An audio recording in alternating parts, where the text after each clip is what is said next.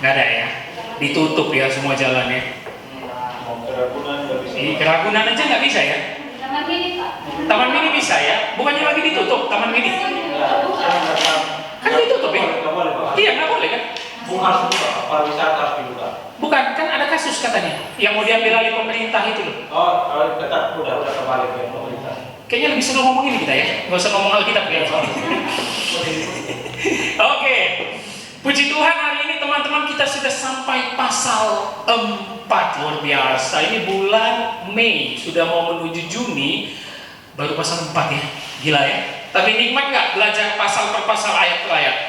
Nikmat sekaligus pusing ya, sudah pasti. Oke, buka Alkitabnya, Markus pasal 4. Hari ini kita akan bahas ayat 1 sampai 4 saja. Kita pelan-pelan karena perikop ini adalah sesuatu yang cukup rumit kalau cepat-cepat. Buka dulu Alkitabnya, Markus pasal 4 ayat 1 sampai 4 saja yang akan menjadi bahan pembelajaran kita. Apa judulnya? Iya, perumpamaan tentang seorang penabur. Hari ini kita akan belajar tentang perumpamaan. Mungkin teman-teman sudah sering mendengar, tapi apa sih maksud kalau Yesus itu mengajar tentang perumpamaan? Teman-teman perlu tahu ada sekitar 40 perumpamaan langsung dan 60 jumlahnya hampir perumpamaan tidak langsung yang Yesus katakan di Alkitab. Kami 1,5 tahun lalu dalam pendalaman Alkitab gereja kita sudah menyelesaikan 40 perumpamaan. Kita bahas. Dulu belum di sini, masih di tempat yang lama. 40 perumpamaan kita sudah bahas. Tapi Yesus juga memiliki kutipan-kutipan atau analogi perumpamaan yang secara singkat. Contohnya di perikop sebelumnya kemarin tentang apa? Analogi setan tidak bisa mengusir setan. Digambarkan Yesus dengan kerajaan dan rumah tangga. Nah, itu kan masuk juga dalam analogi dan perumpamaan. Kalau teman-teman lihat perikopnya, berapa jumlah ayatnya? 20 ya, satu perikop ini ya, betul ya? Nah, perumpamaannya dijelaskan dari ayat 1 sampai 9. Nah, ini struktur perikopnya nih. Penjelasannya ayat 13 sampai 20. Ya. Yesus nanti menceritakan perumpamannya ayat 1 sampai 9. Penjelasannya ayat 13 sampai 20. Mungkin ini kita akan selesaikan dalam waktu 3 minggu. Kita akan terus di sini karena kita harus pelan-pelan untuk belajar perumpamaan. Oke.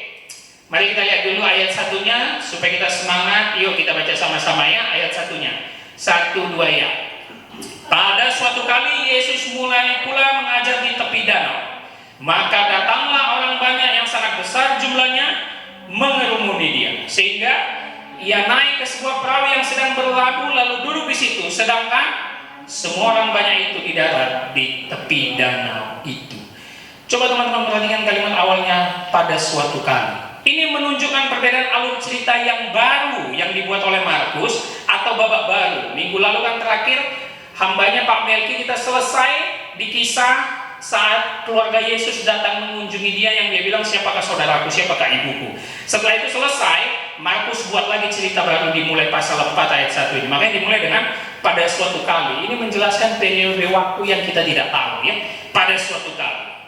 Ngapain Yesus?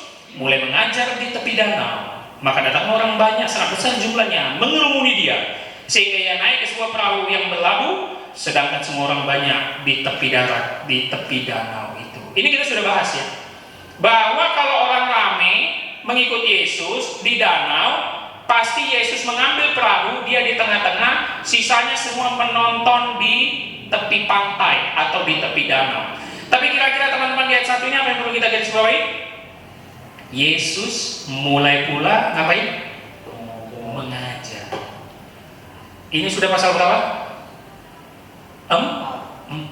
Berapa kali Markus mengulang mengajar, mengajar, mengajar, mengajar. Dan konteksnya ini masih di Danau Galilea Kapernaum.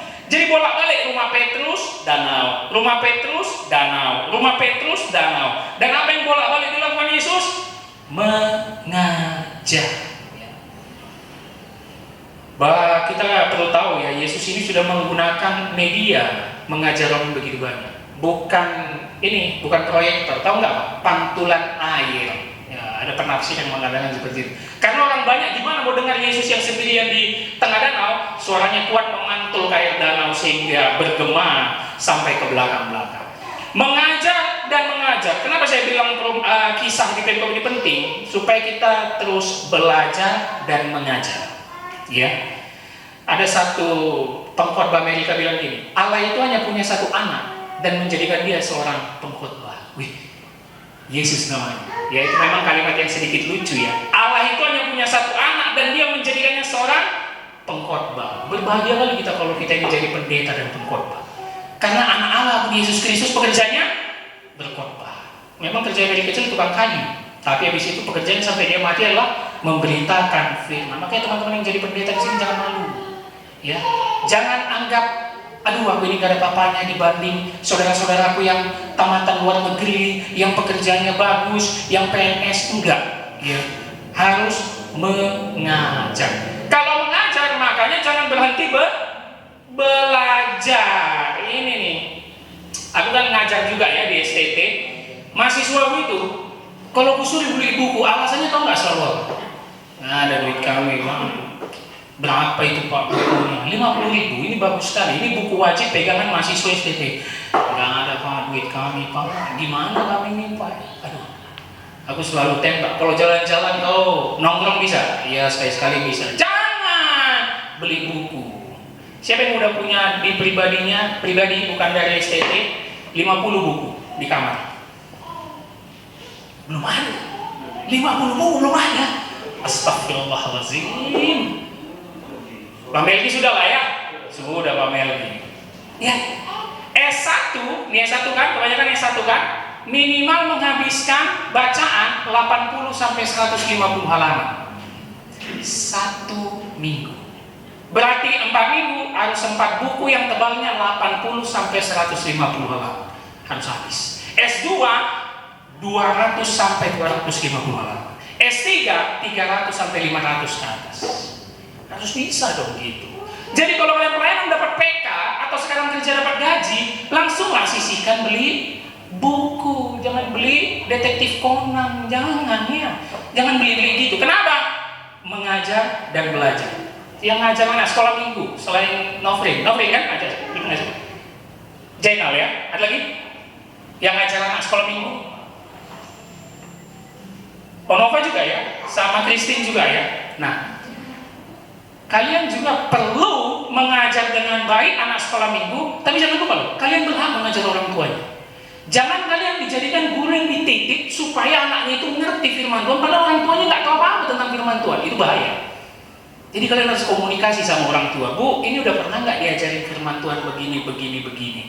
Jangan hanya kalian saja. Dan untuk mengajar anak sekolah minggu, jangan pikir gampang, susah. Jangan pikir karena mereka anak-anak nggak tahu apa-apa, sehingga kita seenaknya ngasih tahu ya. Makanya kemarin aku bilang hati-hati kalau mau menjelaskan Tritunggal kepada anak sekolah minggu. Ya, terpleset sedikit salah arti. Jadi Yesus ingin menekankan, dia kembali mengajar dan mengajar. Apalagi kalau kalian nanti sudah berkeluarga. Wih, masa kalau udah berkeluarga nggak mengajar? Harus mengajar istri dan anak. Ketika istri nanti bilang, Pak, ayolah beli baju baru. Udah lama ini nggak beli baju baru. Langsunglah Jainal bilang apa? Asal ada makanan dan pakaian cukuplah. Jangan beli yang baru-baru, ya kan? Udah nggak usah beli yang baru. Nggak usah beli yang baru-baru. Jangan. Lalu apa yang perlu kita perhatikan kalimatnya selain mengajar di sini? Ada orang banyak kerumunan. Berkali-kali Markus mengulang ini. Betul ya? Kerumunan, orang banyak yang terus mendatangi Yesus walaupun niatnya berbeda-beda. Oke, kita perhatikan ayat 2-nya ya. Kita perhatikan ayat 2. Dan ia mengajarkan banyak hal dalam perumpamaan kepada mereka. Dalam ajarannya itu ia berkata kepada mereka. Garis bawahi kata perumpamaan. Dalam bahasa aslinya Yunani parabole. Para itu apa artinya? Paralel. Apa arti paralel? Sejajar. Jadi perumpamaan ini artinya perbandingan yang diletakkan sejajar dengan cerita aslinya. Itu dia, perumpamaan. Ya, selalu diletakkan dengan maksud untuk menerangkan cerita aslinya. Nah, ini bukan barang baru ya. Ini gaya rabi orang Yahudi sejak dari dulu. Ini bukan Yesus yang temukan, bukan Yesus yang temukan gaya perumpamaan, enggak. Ini sudah ada dalam perjanjian lama. Kisah apa yang terkenal pakai perumpamaan? Masa kalian nggak tahu? Nathan menegur Daud ketika Daud berzina sama Batseba kan, diintipnya Batseba mandi sampai matanya bintilan, ya kan? Langsung Nathan datang. Ingat ya, Nathan. Daud itu siapa? Jabatannya raja loh, nggak main-main. Dia pasti ketok pintu dulu. Buka panggilannya iya. Buka. Oh Nathan, masuk kok Nathan. Ada sebuah kisah Daud. Seseorang yang memiliki 100 domba, tetangganya yang hanya memiliki 1 domba.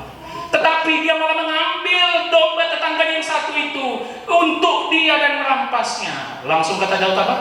Kurang ajar itu orang. Orang itu harus mati.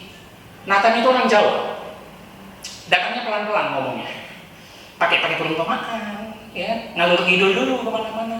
Ketika Daud bilang orang itu harus mati, memang itu orang itu kurang ajar, masa ngambil domba padahal domba dia sudah banyak. Langsung apa dibilang Nathan?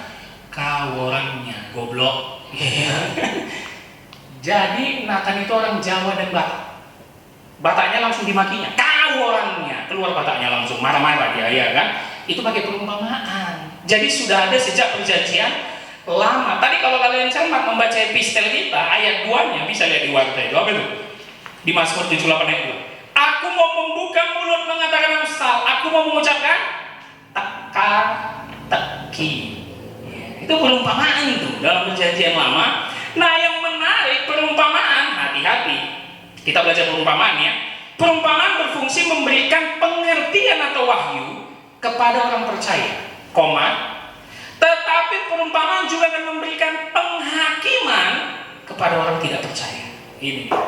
Yang dalam arti orang percaya pasti mengerti nanti maksud dari perumpamaan Yesus, sedangkan orang tidak percaya, itu artinya Yesus sedang menunjukkan penghakiman kepada mereka. Hampir seluruh perumpamaan dalam perjanjian lama bersifat penghukuman dan penghakiman.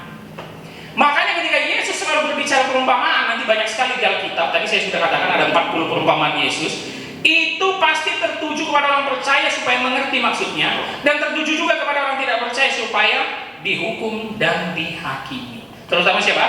Ahli Taurat dan orang Farisi. Oke? Kita ini pasal 4, jadi jangan tinggalkan perikop-perikop sebelumnya ya. Kita lanjut ayat 3-nya. Dilanjutkan Yesus tadi kan dari ayat 2 dibilangnya apa tadi? Ia mengajarkan banyak hal perumpamaan kepada mereka. Dalam ajarannya itu ia berkata kepada mereka. Ayat 3. Dengarlah, ada seorang penabur keluar untuk menabur. Aku pengen coba Juli, baca lagi ayat 3.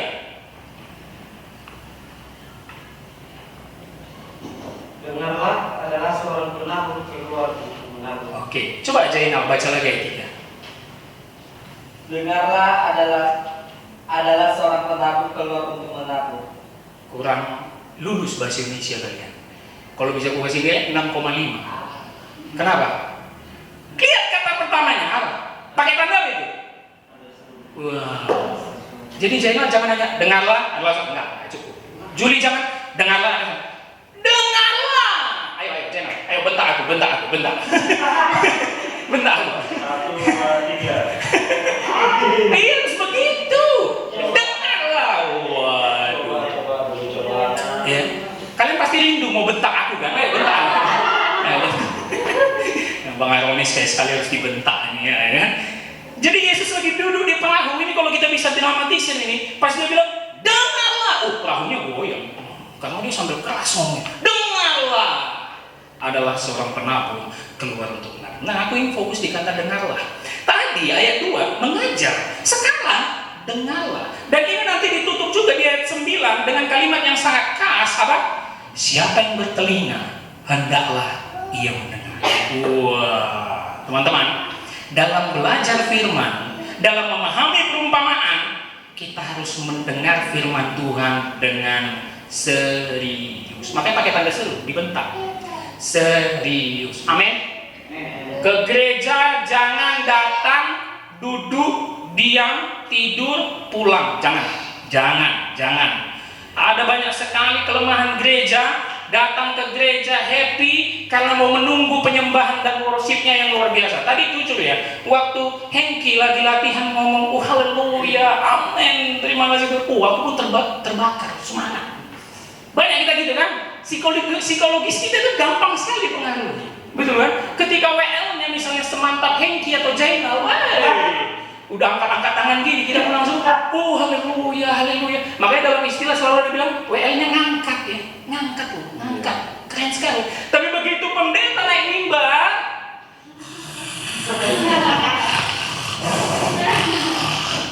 sering kan, kayak gitu kan.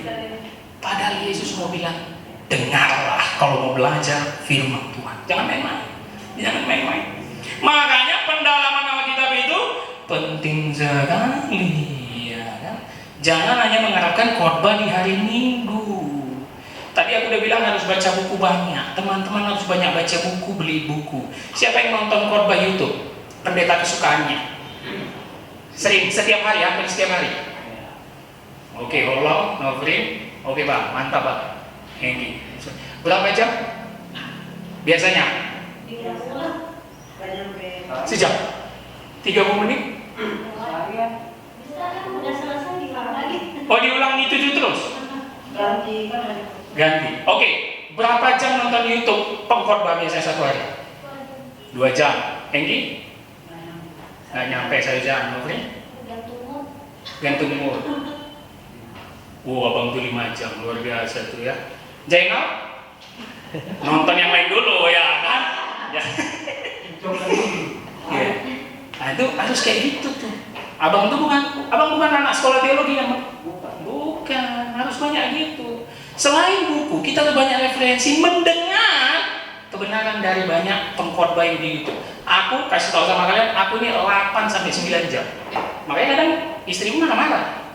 Orang aku kerjain nonton itu terus. Iya, 8 sampai 9 jam di luar baca buku.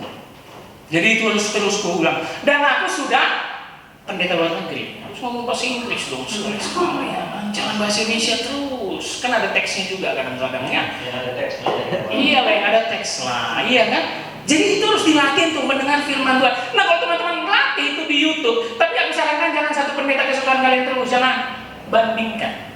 Ya, jangan dikultuskan satu pendeta, jangan dibandingkan. Oh nanti lama-lama kalian bilang, kayaknya ajaran pendeta tadi agak beda ya, agak salah ya. Nah di situ kita mulai kritis. Makanya ketika Yesus bilang dengarlah, berarti pengajaran tentang perumpamaan ini sangat penting dan butuh perhatian ekstra. Jangan main-main. Kalau engkau mendengar, kau pasti orang percaya. Kalau engkau nggak ngerti dan nggak mendengar, engkau pasti orang yang akan mendapatkan penghakiman dan penghukuman.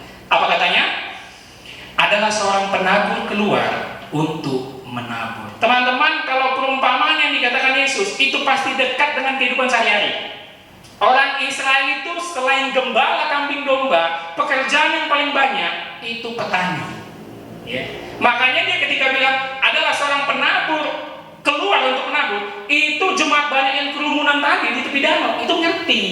Gak mungkin dia bilang, lagi ngarang nih kayaknya Yesus nih, lagi ngedongeng. Enggak, dia ngerti.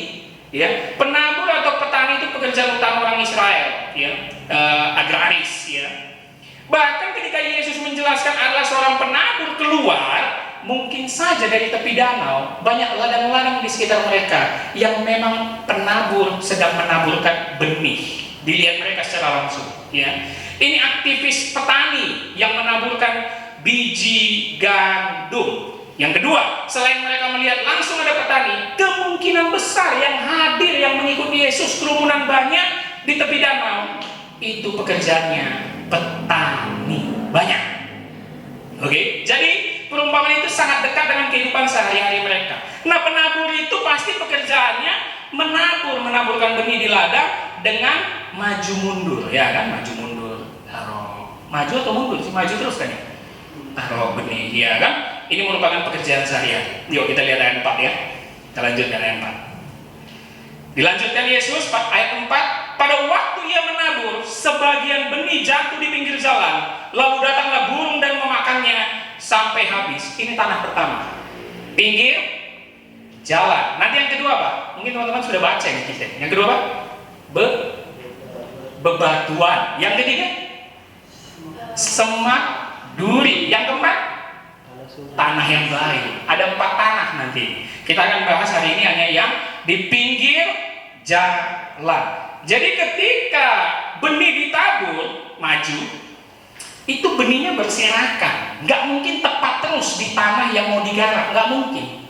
Jadi ketika Yesus bilang ini, pendengar itu bukan merasa Yesus salah, nggak, memang begitu kenyataannya di dalam kehidupan petani mereka. Ya. Jadi benih itu diambil dari tas itu dikalungkan di leher begini, kayak tas samping gitu ya. Benihnya diambil lalu ditabur begini. Ya. Jadi kadang benih jatuh di tanah yang di pinggir jalan. Ini pinggir jalan bukan jalan mobil lewat ya, bukan. Pinggir jalan itu artinya di pinggir-pinggir dari tanah itu. Itu maksudnya pinggir jalan. Lalu nanti ada di bebatuan, lalu ada di semak duri, lalu nanti di tanah yang baik. Nah, kenapa ini bisa jatuh di pinggir jalan ataupun nanti di bebatuan? Karena petani ini hanya fokus untuk menyelesaikan pekerjaannya, yaitu apa? Menabur benih. Yang penting dia nabur. Dia nggak terlalu fokus kepada kalau ada yang berserakan di pinggir jalan atau yang di bebatuan. Karena memang tanah juga kita tahu kondisinya tidak bisa dikondisikan oleh para petani. Dan yang menarik, pekerjaan ini harus diselesaikan dalam 1 hari. Itulah yang menyebabkan petani terkadang buru-buru karena harus selesai. Dan kenapa harus selesai? Ada untung yang mau dicapai. Nah, itu nanti dijelaskan di ayat-ayat di bawahnya. Oke? Kita lihat kalimat terakhirnya, Pak. Lalu datanglah burung dan memakannya sampai habis. Mungkin teman-teman sudah tahu ya, burung ini selalu menjadi musuh petani. Bahkan sampai sekarang ya. Makanya dibuat apa? Orang-orangan sawah ya. Sama kita saja masih melekat cerita ini kan. Padahal cerita ini ribuan tahun lalu. Karena memang konsep pertanian itu nggak berubah. Jadi burung itu sudah menanti ketika petani menabur, kalau benih jatuh itu diambil. Mereka sudah menantinya dari belakang. Makanya selalu dibuat orang-orangan sawah untuk menghindari burung ini. Nah, teman-teman, ini perlu dicatat. Menjelaskan perumpamaan, kalau Yesus menjelaskan artinya, jangan kita tafsir lagi. Itu nggak boleh. Itu yang sering disebut kalau kalian belajar teologi, alegoris. Kita nggak boleh menafsirkan dengan simbol-simbol yang dicatat, lalu kita masukkan pengertian kita sendiri. Enggak. Pertanyaannya, dalam perumpamaan tentang penabur ini, Yesus menjelaskan nggak artinya? Jelaskan. Ayat berapa? 14 dan 15 di bawahnya. Itu dulu, yang untuk tanah pertama saja dulu. Tanah pertama saja, yang di pinggir jalan. Betul ya? Ayat 14 dan 15. Perhatikan. Penabur itu menaburkan firman. Baru apa ayat 15-nya? Orang-orang yang di pinggir jalan tempat firman itu ditabur, ialah mereka yang mendengar firman. Lalu datanglah iblis dan mengambil firman yang baru ditaburkan dalam mereka. Kalau Yesus sudah menaksir, kita nggak boleh tafsir lagi. Itu hukum dalam menjelaskan perumpamaan. Kalau dia menjelaskan perumpamaan nggak ada tafsiran, boleh kita tafsiran sesuai konteks. Jangan alegoris. Alegoris itu menggunakan simbol-simbol. Nggak boleh. Nah, berarti sini sudah ditafsir Yesus. Ayat 14 dan 15. Jadi teman-teman tandai bahwa ayat 14 dan 15 adalah tafsiran terhadap benih yang jatuh di pinggir jalan. Ya. Tempat firman ditabur, mereka yang mendengar firman, datanglah iblis dan mengambil firman yang baru ditabur. Gampang sekali artinya. Apa kalau kita bahasakan? Ini orang yang datang ke gereja setiap minggu, dengar firman, masuk telinga kiri, keluar telinga kiri, membal ya kan? Seharusnya masuk telinga kiri, keluar telinga kanan ya. Tapi ini membal, sedikit pun gak ada masuk di dalam pikirannya ya. Karena ketika firman ditabur, datanglah iblis mengambil firman yang ditaburkan dalam mereka. Inilah orang Kristen yang bebal, dingin, hati keras. Yesus sedang menyindir siapa di sini? Sesuai konteks, ahli Taurat dan orang Farisi. Tiap hari dengar firman, tiap hari baca firman, gak ada satupun yang hinggap dalam dirinya, bahkan perilakunya menjadi perilaku munafik. Yuk, ini peringatan untuk kita. Apakah kita orang yang benihnya ditabur di pinggir jalan? Apakah kita orang yang mengeraskan hati, gak mau dengar firman? Ini banyak sekali saya jumpai, banyak sekali. Yang seperti saya bilang tadi, ke gereja nyanyi semangat, khotbah tidur, habis itu pulang, habis itu lakukan dosa lagi. Begitu terus. Saya melayani anak muda karena dia sering sekali chat dengan saya, sering konseling, ya. Saya selalu bilang karena dia merokok, aku bilang pulang kan selalu, kau jangan merokok itu dosa. Siapa pendeta? Minggu depannya, aduh masih merokok, jangan merokok, siap, santai Pak Pendeta. Ini dari 5 bungkus, sekarang jadi kurang 4,5 bungkus. Berarti udah ada pengurangan kan Pak Pendeta katanya ya. 5 bungkus jadi 4,5 bungkus. Merokok terus merokok, pulang gereja langsung merokok, nggak ada cerita itu. Bahkan sebelum ditutup 2 berkat, udah keluar itu merokok. Ini banyak kan kita jumpai, bahkan di gereja Protestan banyak kali. Kenapa nggak ada yang negur? Masalahnya pendetanya pun merokok. Iya kan? Pulang udah marisak itu semua, kumpul itu semua sambil minum kopi. Mana mungkin jemaatnya negur, orang pendetanya pun kayak gitu. Inilah orang-orang yang bahaya. Ya. Yang model-model gini nggak bisa ini sama aku nih. Kalau ketemu langsung berantem ini pasti. Ditegur, nggak berubah juga. Ditegur, nggak berubah juga. Ini orang yang bebal, masuk telinga kanan, keluar telinga kanan, membal semua. Nggak ada gunanya dia dengar firman. Pulang aku tahu punya anak pacaran, tapi begitu kutanya, ternyata pacarnya beda agama. Putuskan, jangan lagi pacaran beda agama. Oke Pak Pendeta, aku usahakan lah, tapi aku cinta kali sama dia Pak Pendeta. Minggu depan kutanya, udah putus sama dia? Belum Pak Pendeta, belum. 2 minggu lagi udah putus, belum Pak Pendeta, malah mau aku kawinkan begini katanya. Mak, inilah orang-orang yang bebal. Serius, ini bebal ya kayak gini. Kalian pasti punya teman yang kayak gini nih kan? Langsung aja bilang, kau ini bebal, kau ini seperti ahli Taurat dan orang Farisi. Jangan, beda agama, nggak bisa Pak Pendeta, aku sayang kali sama dia. Nggak bisa. Aduh jangan, nggak bisa kita kayak gitu. Ini orang yang firman ditabur, kan penabur itu firman kata Yesus tadi. Di pinggir jalan yang langsung diambil oleh iblis. Ini banyak sekali kayak gitu. Ini hati-hati kita ya. Jangan sampai kita menjadi orang yang seperti ini. Jadi ini memang perumpamaan tentang penabur, tapi juga harus melihat tentang tanah. Ya tanahnya, pinggir jalan, batu, semak duri, tanah yang baik. Saya harap semua di sini tanah yang baik. Amin. Kalau kita juga melihat Petrus ya, awal pelayanan kan sama kayak kita Petrus nih ya. Si Pangkaror. So dibilangnya, aku bela kau Yesus, aku siap mati untuk kau. Tiba-tiba lari dia juga. Ya kan? Nyawa aku pun kuserahkan sama kau Yesus. Tiba-tiba dia nyangkal 3 kali. Tapi untungnya Petrus akhirnya bertobat. Ya. Kita semua pasti pernah di pinggir jalan lah. Kita ini semua pernah di tanah yang ditabur di pinggir jalan. Pernah pasti. Tapi untungnya kita beralih menjadi tanah yang baik. Itu yang perlu kita pelajari di sini teman-teman ya. Jadi jangan sampai hati kita ini keras, dingin. Apalagi ngata-ngatain pendeta. Jangan, banyak tuh di gereja tuh. Ini pendeta ini sok nih kayaknya nih ya. Ngomongnya banyak ini. Macam paling benar nih pendeta ini. Jangan ya. Siapa yang ngatain pendeta dikutuk 7 turunan ya. Jadi untung tadi Jainal nggak jadi maki aku ya. Coba tadi Jainal. Agak bahaya. Jangan ya. Jadi aku mau semua di sini itulah yang kita terapkan, kita mencatat firman supaya kita menjadi jemaat yang berbeda, supaya kita menjadi jemaat yang bukan masuk telinga kanan, keluar telinga kanan, enggak. Kita bukan menjadi benih yang ditabur di pinggir jalan, tapi kita menjadi orang yang betul-betul mendapatkan tanah yang baik. Nah, jadi dalam perumpamaan ini tadi kita sudah melihat diterjemahkan di ayat 14 dan 15. Jadi teman-teman tandanya bahwa 14 dan 15 kita nggak akan baca lagi, ya. Supaya kita juga mempersingkat perikop ini. Ya, nanti berikutnya kita nggak akan baca karena ini sudah menjelaskan daripada ayat ke-4, betul ya? Nah nanti minggu depan kita akan lihat ayat 5 dan 6 itu berbicara bebatuan di tanah yang berbatu-batu. Jadi yang perlu teman-teman pahami dari ayat ini tadi, belajar, mengajar. Kalau sudah banyak ilmu, sudah banyak baca, yuk mengajar. Makanya saya selalu pengen semua di sini mengajar. Dalam pendalaman Alkitab pribadi nanti harus dapat 1 giliran semua mengajar ya. Harus bisa. Jangan bilang aku belum ada papanya bang, aku masih S1, itu pun lulusnya dibuat-buat bang. Jangan ya. Mengajar dan belajar. Yuk banyak baca buku, yuk banyak nonton YouTube yang pendeta. Jangan YouTube yang aneh-aneh ya. Jangan yang idola-idola artis, jangan ya. Baru habis itu apa? Mendengar. Dengarlah kata Yesus. Dan ketika kita belajar perumpamaan, kita harus melihat apakah sudah diterjemahkan Yesus atau belum, sudah ditafsir Yesus atau belum. Kalau sudah, jangan lagi kita tambah-tambahin, karena itu sudah dijelaskan Yesus. Kalau belum, maka tafsirkanlah sesuai konteks. Karena ada beberapa bagian yang Yesus tidak tafsirkan.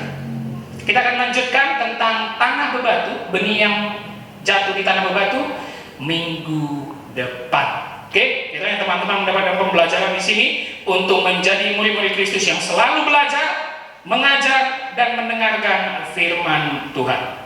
Amin.